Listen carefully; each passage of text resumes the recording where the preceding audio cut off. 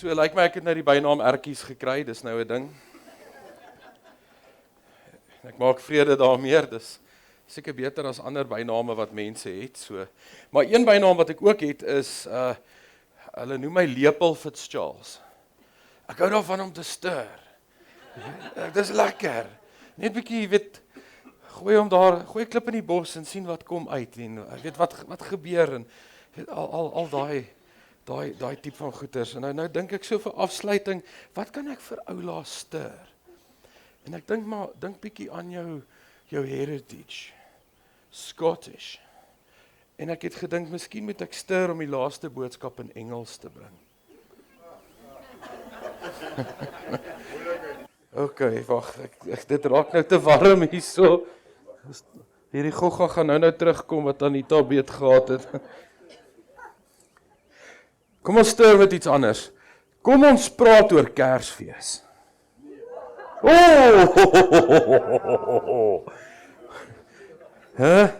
Sien skielik is die ouens.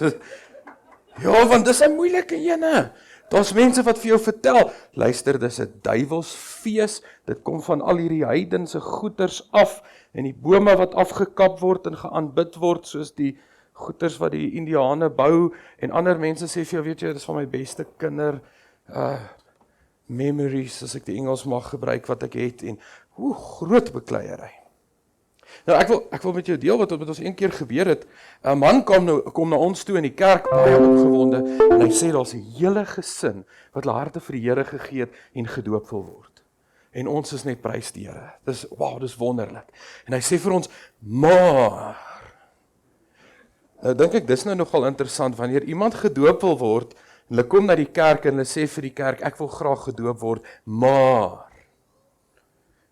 klink vir my of daar iets nie lekker is nie. Sê voorwaardelik, ons moet 'n gemeentevergadering hou en ons moet 'n offisiële besluit neem en dit op papier sit, ons vier nie Kersfees nie. Of ek moet eintlik sê, ons herdenk nie die geboorte van Christus nie. En daar 'n bekleierery, jy kan jouself net indink. Ongelooflike bekleierery uitgebreek. En dan sê die mense, ja, maar onthou, ons doen dit in elk geval nie, want dit is duiwels en al hierdie ander goeters. En ander mense sê, maar wat van Ellen White wat gesê het, hoe ons dit moet, as ons dit doen, hoe ons dit doen. En die ander mense sê, ja, maar sy het gesê, as julle nou daarop aandring om te sondig, doen dit dan ten minste net so. En ouens sê, nee, maar ouens, jy het nie idee wat konteks beteken. Jy dink seker konteks is 'n hondjie wat hier rondhardloop. Groot bekleierery.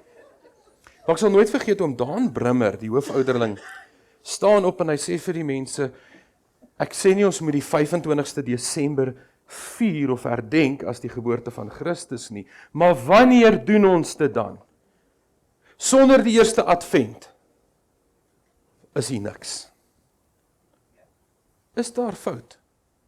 Regtig. En hy vra toe 'n vraag in die gemeente en hy sê, ek gee toe. Kom ons los dit, kom ons sê, ons vier nie. Ons herdenk nie Kersfees op die 25ste Desember nie. Maar ek gaan julle 'n hele jaar gee. Volgende jaar, hierdie tyd, dan vra ek vir julle hoeveel keer het ons 'n dag spandeer om dankie te sê vir Jesus wat aarde toe gekom het. En 'n jaar later staan hy op en hy sê vir ons, hoor hierso, as julle net herinner, 'n jaar later, julle het nie een keer. My gedagtes dwaal so in my. Ek dink aan my tannie, sy is nou die Skotse deel, Ella Fitzcharles. En sy vertel my, hulle is nie Adventiste nie. Sy sê vir my, hulle Kersprogram kom hulle bymekaar en almal bring geskenke, huishoudelike benodighede.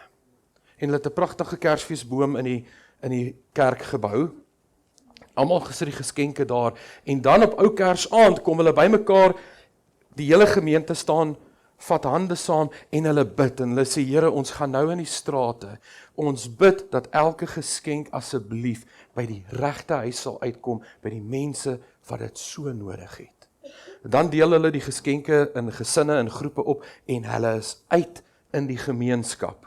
En wanneer hulle by elke deur kom, bid hulle eers vir hierdie gesin en dan klop hulle aan die deur en sê, ons is van hierdie gemeente, ons wil net vir julle sê, Jesus is lief vir julle en hier is 'n ietsie, hier is 'n geskenkie vir julle. Ek sit en ek dink so aan hierdie kontras en ek dink by myself, ja, ons praat hierdie naweek oor, ek sal gaan. Voorwaarts, ek sal gaan. Maar in konteks, watse gemeente is die een wat gegaan het? Want een het absoluut binne toe gefokus en gesê, wat is ons reëls en regulasies, en die ander een het gesê, kom ons gaan uit.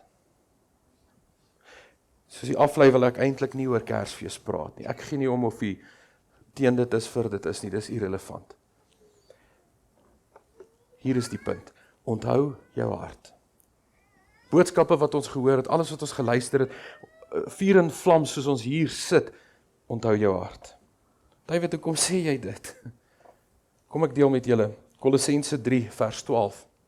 Sê, beklee julle dan as uitverkorenes van God, heiliges en geliefdes. Met wie word hier gepraat? Uitverkorenes van God, heiliges, geliefdes. Sal die saamstem, daar word met ons gepraat vandag? Dankie, oom Renier is een van hulle, die res is doodstil. Ok, beklee julle self, hoe? Met innerlike ontferming, goedertierenheid, nederigheid, sagmoedigheid, lankmoedigheid. En dit pas vir my so mooi in by Spreuke 4:23. En ek hou van die 2020 vertaling, hy's bietjie meer akkuraat hierso. Sê, bewaak jou hart meer as enigiets wat bewaar word. Die grootste skat in die hele wêreld, bewaak jou hart meer as Fort Knox. Hoekom? Want daaruit ontspring die lewe. Uit die hart kom alles. So as ek nou vandag vir u moet vra, hoe lyk die hart van Christus? As ek moet verduidelik, hoe lyk die hart van Christus? Gaan dit nie wees ontferming, goedertierenheid, nederigheid, sagmoedigheid, lankmoedigheid nie. En ek hou van die Engels, dit is my interessant die Afrikaans en die Engels. In Afrikaans praat ons van lankmoedig, om baie lankmoedig te wees. Die Engels dra hom nou weer om, hulle sien nou weer die glas half leeg. Long suffering, om vir 'n baie lang tyd swaar te kan kry, en aan te hou daarby. Jy kan onthou hupomino, om daar onder te bly. So as ons harte gaan beklee met die hart van Christus, is dit hoe ons hart behoort te lyk. Wanneer ons uitgaan en met die wêreld werk. Ek kon eintlik net amen gesê het, want leraar Edrich het mooi geraak aan wat ek wou sê vanoggend. Wat gebeur wanneer die hart, wanneer liefde werk? Dit is vir my so mooi, as 'n verhaal van Shaden Walker van Texas. Walker, Texas Ranger. Ok, gee ek my ouderdom nou hierso weg. Shaden Walker, 11-jarige seentjie in Texas met autisme.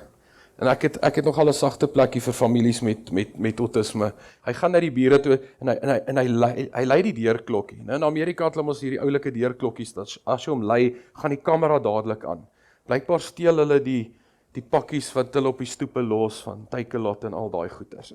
So hy lei die deurklokkie, die liggie gaan aan, die kameraatjie, en hy kyk na die kamera en hy sê net, "Sir, I need friends, like really bad." En die tiener in die huis sien hierdie video en hy kry die mannetjie innig jammer en hy post die video op TikTok en hy sê, "Ag, ek weet, kyk hierdie oulike kind." Hulle sê kort voor lank het hierdie video 50 miljoen views gehad op TikTok. En die boodskappe van liefde en omgee het oor die hele wêreld ingestroom. En met hierdie kind gepraat en sê, ons is daar vir jou, ons ondersteun jou, ons is lief vir jou. Een van die mense het besluit, kom ons begin 'n GoFundMe 'n profiel om geld in te samel om hierdie kind te help met net wat hy wil. Enigiets. Net om vir hom te wys, jy is nie alleen nie, jy het vriende. En tot op datum staan daai rekening op $37,000. Van 'n kind wat net 'n deurklokkie gaan lei en sê, "I need friends, like really bad." Geen wonder Henry Beecher het geskryf, "Compassion will cure more sins than condemnation."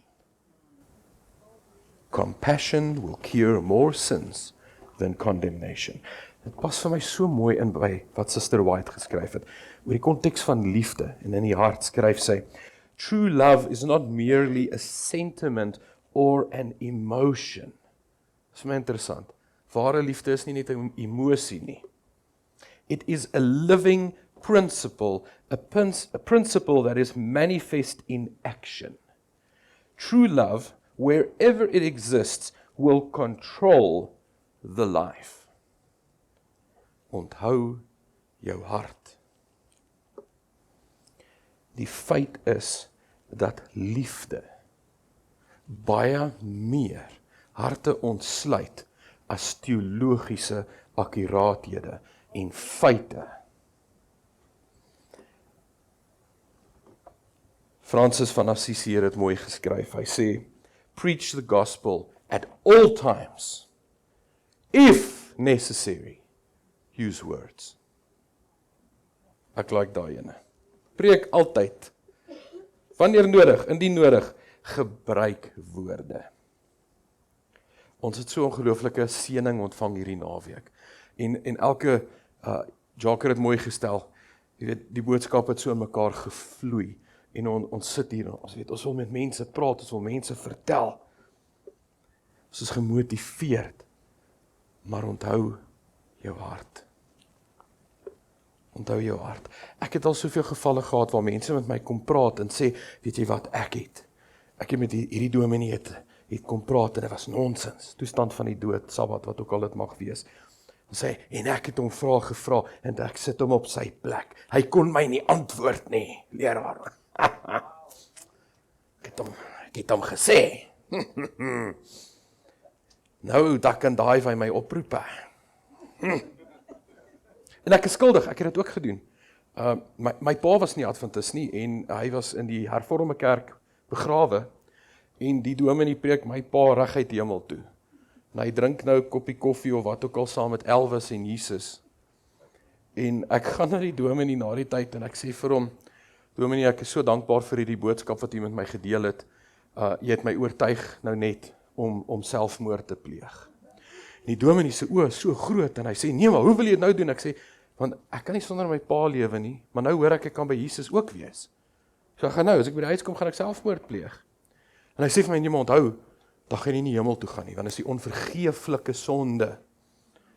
Ek sê vir hom, dominee, wie hy vir my sê, is my begeerte so groot is, om verenig te word met my Christus, my verlosser, dat ek bereid is om my lewe neer te lê, soos hy vir my gedoen het, gaan hy my hel toestuur.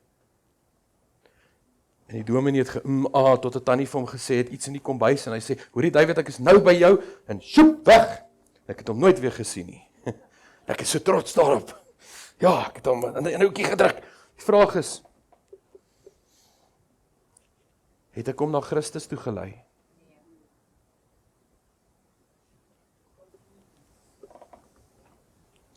Is hy gedoop? Moenie jou hart vergeet nie. Elkeen van ons wat hier sit vandag, wanneer ons huis toe ry, het 'n keuse om te maak. Hoe gaan ek evangelisasie doen? Hoe gaan ek die goeie nuus verkondig? Want nie een van ons is dieselfde nie, ons het ander talente en maniere. So ons gaan moet sit en stil raak en tyd spandeer en sê, Here, wys my, wat is my talent?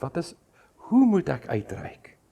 Maar die tweede ding wat ons gaan moet sit en oor regtig dink, watse tipe evangelis gaan ek wees? My opregte gebed vir elkeen van ons. In die konteks van ons bespreking donderdag aand, van die swaar kry van almal, swaar kry van mense in hierdie wêreld, is dat ons altyd liefde en hoop eerste sal stel. Dat ons liefde en hoop as die kragtigste wapens in ons arsenaal gebruik. Laat die res na die tyd kom. Kom ons buig ons hoofde. Ons dierbare Here, ek dink elkeen van ons sit hier vandag en ons wil antwoord op daai roep en sê, Here, ek sal gaan. Help ons om met U hart te gaan. met die eienskappe van ontferming, goedertierenheid, nederigheid, sagmoedigheid, lankmoedigheid. Dis my gebed in Jesus naam. Amen.